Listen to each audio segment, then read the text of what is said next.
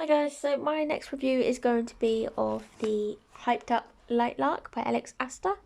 Um, Definitely had a lot of positive and negative hype this book. It was all over Goodreads. People were rating it 1 star before it had even properly become a thing for some reason.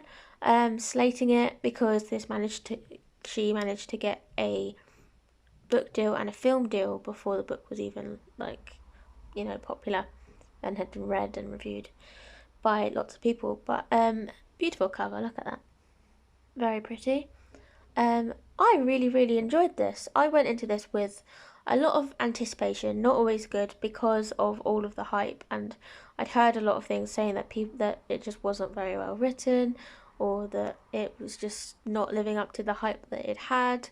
On TikTok, part of the hype was that this girl had managed to get herself a book deal, and that she had put in a load of videos to say what different scenes that were going to happen, and that one of the scenes that she'd mentioned wasn't in the book, which I think is a fair point for people to be upset about if they're really looking forward to it. Don't advertise your book, false advertise it. But yeah, so I went into it not really knowing what it was going to be like, and it did have a bit of a slow start for me anyway. But once it got to a certain point, I could not stop reading it. I absolutely loved it. It just hooked me. I think it's quite unique. It kind of reminded me of superheroes for some reason, like the powers that are in this book.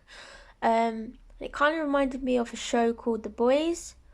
Not particularly like the world or the fantasy side, but like a couple of the powers that were in there. Some of those characters reminded me of characters from The Boys. I don't know why. Yeah.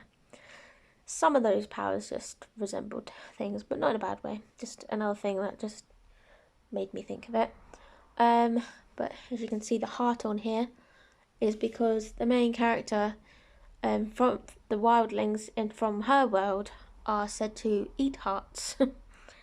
She literally called Heart Eater from this character at one point. And so, yeah, she's a wildling. There are also sunlings, starlings, and then moonlings, and they're all they're all cursed. They've all got different curses, horrible curses. And there's this island that appears every 100 years, and then they have to go and duel it out, battle it out, to obviously for a winner. And I think the thing that I loved about this book was all of the twists and turns, because you kind of see that people are there's betrayals, there's tragic stuff. The main character's really strong, and at the start I was anticipating it because I'd seen a lot about it's all about people are beautiful and things like that, and there was a lot of emphasis on characters being beautiful and their looks more than anything, but I didn't really take it away from the book for me anyway, for what I thought. I just thought it was so twisty, and I thought I had whiplash from all the twists and turns, because it was just constantly the chapters were quite short and snappy, which helped as well. So you're constantly thinking, oh, just one more chapter, and then you'll read a little bit more, and then it's another plot twist or another big thing happening, and you don't really know which character, which love interest she's gonna go to, because there's a bit of love triangle in there, and just all the different relationships and friendships and things, and there's betrayals. And I did see one big betrayal coming, but it didn't ruin it for me, because I enjoyed picking up on these things sometimes. It just adds to the experience of oh, that was cool.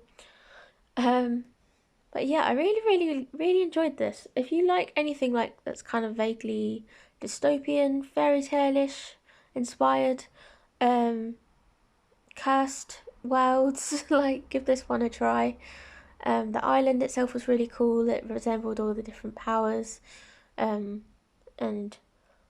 I did see that it was mentioned as a fairy tale Hunger Games, which I kind of understand a little bit, but I didn't really see it that way for a long time. But I can see what they're getting at, because obviously the Hunger Games is a big competition. They're all stuck on this island, and they have to fight it out.